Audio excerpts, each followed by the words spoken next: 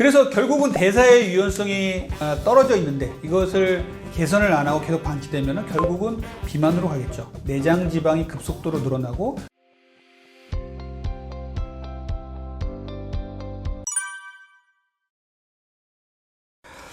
비만은 정말 그 유전적, 환경적 요인이 많이 작용을 합니다. 그래서 우리가 지금처럼 먹는 게 풍족해지지 않았다면 이렇게 비만 환자가 많았을까요? 라는 생각을 또 이제 거꾸로 해보고요. 사회적으로 또 이게 날씬한 몸을 푸시하는 이런 사회가 되지 않았다면 우리가 비만에 대해서 또 그렇게 고민하지 않았을 수도 있어요. 그래서 비만은 아주 다양한 요인으로 얽혀 있어요. 그런데 이제 제가 오랫동안 이제 비만 다이어트 치료를 하면서 느끼는 비만의 진짜 이유는 무엇일까라고 생각을 해보면 첫 번째는 인슐린 저항성이에요. 우리 몸이 탄수화물이 들어왔을 때 이 탄수화물을 인슐린이 나와서 잡아내려서 몸의 세포에 저장하는 이 기전이 기본적인 이 몸의 세포의 대사의 기전인데 인슐린이 우리 몸에 너무 많이 나와 있단 말이에요. 그러면은 쓸모없는 인슐린이 계속 지방을 축적시키는 몸으로 만듭니다. 인슐린은 쉴 새 없이 췌장에서 뿜어내고 인슐린은 남아 돌고 이러다 보니까 우리 몸이 대사에 문제가 생기는 거예요. 두 번째는 이제 대사 유연성이라 그래서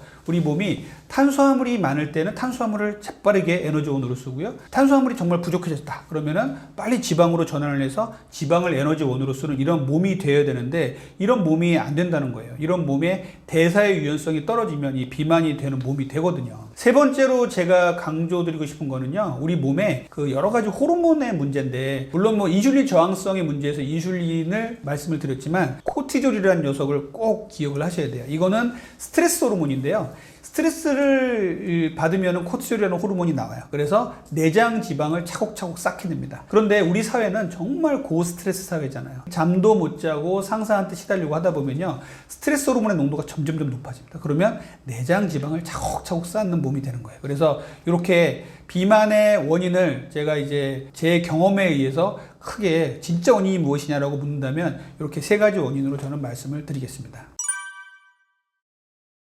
그래서 이제 인슐린 저항성을 개선하고 대사 유연성을 개선하고 또 이제 스트레스를 줄이는 이러한 생활 습관이 되어야겠죠. 그러면 첫 번째로는 정제된 탄수화물을 먹는 걸 줄이셔야 돼요. 그래서 정제된 탄수화물, 빵, 떡, 면, 과자, 액상, 과당, 백미까지 포함해서 이런 것들을 피해 주시고 통곡류라든지 이런 것들 위주로 좀 드시는 게 좋아요. 저항성 전분이라 그래서 이런 것들 많이 먹는 게 좋고요.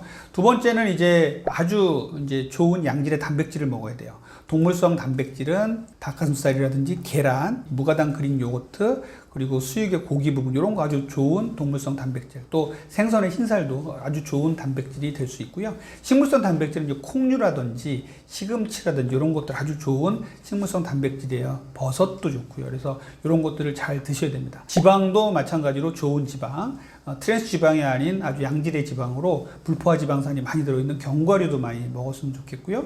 그리고 하루에 2스푼 정도의 무가당 땅콩버섯도 상당히 좋은 것들이에요. 그래서 음식을 통해서 잘 조절하시게 되면 이런 대사 유연성도 좋아지고 인슐린 저항성도 좋아집니다. 그리고 이제 수면에 대한 말씀을 제가 드리는데 수면이 정말 중요하거든요. 일단 수면을 잘 취하는 것이 스트레스 호르몬을 떨어뜨려 주고요. 그래서 이 수면 취하는 게 정말 중요하고요. 그래서 이런 수면을 잘 취하는 데 있어서 우리가 밤 10시에서 새벽 2시까지 성장 호르몬이 나옵니다. 이 성장 호르몬은 천연 식욕 억제제라고 제가 얘기를 해요. 지방을 적게 먹게 만들고 근육을 늘려주는 이런 역할을 하거든요. 소아들은 성장 호르몬이 키를 크게 하지만 어른들한테 성장 호르몬은요, 사지 말단으로 지방을 퍼뜨리고요, 근육을 유지하고 다이어트를 잘 되게 하는 몸으로 만들어요. 그런데 우리 현대인들은 잠을 잘 못 잔단 말이에요. 새벽 2시에 만약에 다른 일 때문에 일을 처리하다가 게임을 하다가 새벽 2시에 왔다 그러면은 성장 호르몬의 혜택을 고스란히 잘 놓쳐버리는 상황이 되는 것입니다. 그렇게 해서 잠을 잘 주무시면 당연히 스트레스 호르몬도 적게 나오죠. 여러분들 경험해 보셨겠지만 잠 못 자고 일 많이 한 날 다음날 아침에 괜히 평소에 먹지도 않았던 라면도 생각이 나고요. 막 튀김도 생각이 나고 이런 경우 있었을 거예요. 막 뜨끈한 막 국수가 들어가 있는 국물이 생각나고 이렇게 되는 것이죠. 이거는 바로 잠을 못 잤을 때 생기는 코티졸의 증가 그리고 렙틴 그렐린의 교란 이런 것 때문에 생기는 것이거든요. 그래서 잠자는 게 그만큼 중요합니다. 그래서 수면을 충분히 취하는 것들 이런 것들에 대해서 잘 지켜주셨으면 좋겠습니다.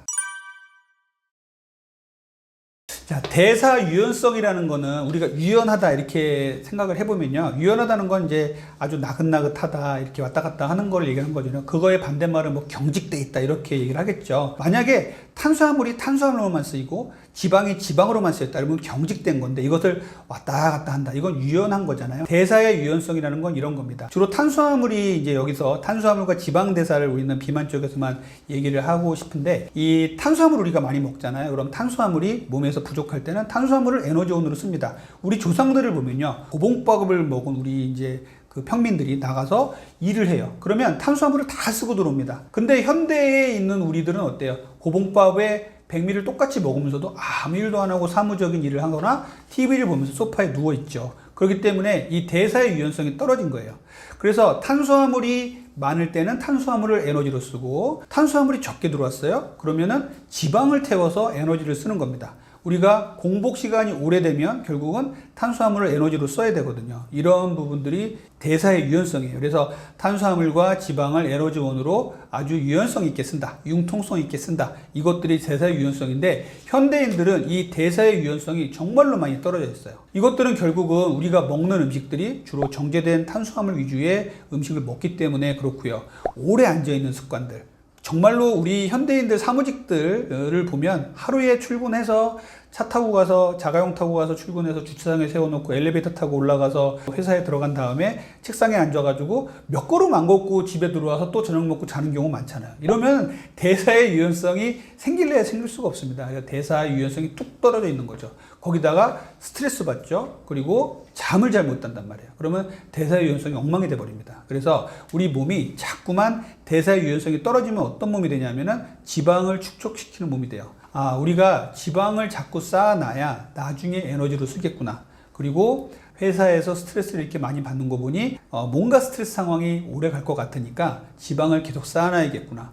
진화를 해오면서 예전에는 추위와 굶주림, 뭐 동물에 쫓기는 것, 이 정도가 스트레스였는데 이제는 상사한테 혼나고 업무량이 많고 이런 것들이 스트레스로 다가오면 예전에 했던 방식을 그대로 따라서 하는 거예요. 아, 우리 몸이 그 예전에 구석기 시대의 몸하고 지금 몸은 똑같기 때문에 우리 몸이 그것들을 변화시키지 못했습니다. 진화를 많이 못한 거죠. 그래서 탄수화물을 먹고 움직이지 않으면서 스트레스 받으면 고스란히 지방으로 고스란히 쌓여가는 겁니다. 그래서 대사의 유연성은 이런 부분에서 상당히 중요하다고 보겠습니다.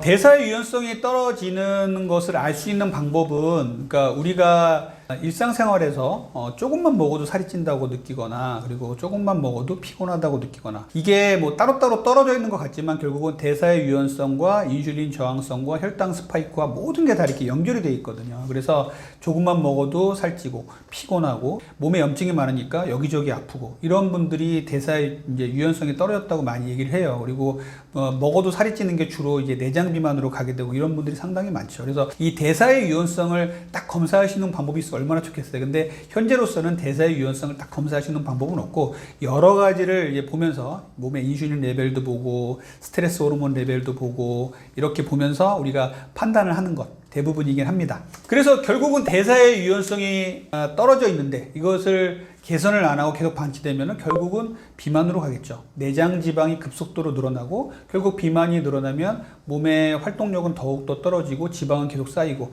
계속 악순환이 되는 거예요. 스트레스 받으면 내장 지방이 쌓이고, 스트레스 받으면 또 단 것이 땡기고, 단 것이 땡기면 단맛을 먹으면 또 내장 지방으로 쌓이고, 이것이 계속 반복되는 것이죠. 이것을 한 번이라도 끊어준 적이 없는 사람들이 너무나 많아요. 20대부터 40대까지 살아오시면서 일상생활에서 계속 밤에는 술 먹고, 스트레스 받으니까 술 먹으니까 또 잠을 못 자고 또 살이 찌고, 이런 것들이 계속 반복되는 경우가 많거든요. 그래서 이렇게 대사의 유연성이 떨어지면 우리 몸에서 계속 살찌는 몸이 될 수밖에 없다는 것이죠. 그로 인해서 생기는 여러 가지 질환들이 또 인슐린 저항성이 또 생길 수밖에 없고, 인슐린 저항성의 근본에는 비만이 있는 것이고, 그래서 인슐린 저항성이 생기면 온몸에서 대사가 또 엉망진창이 돼버립니다. 그래서 간에서 대사를 못하니까 지방간이 생기고요.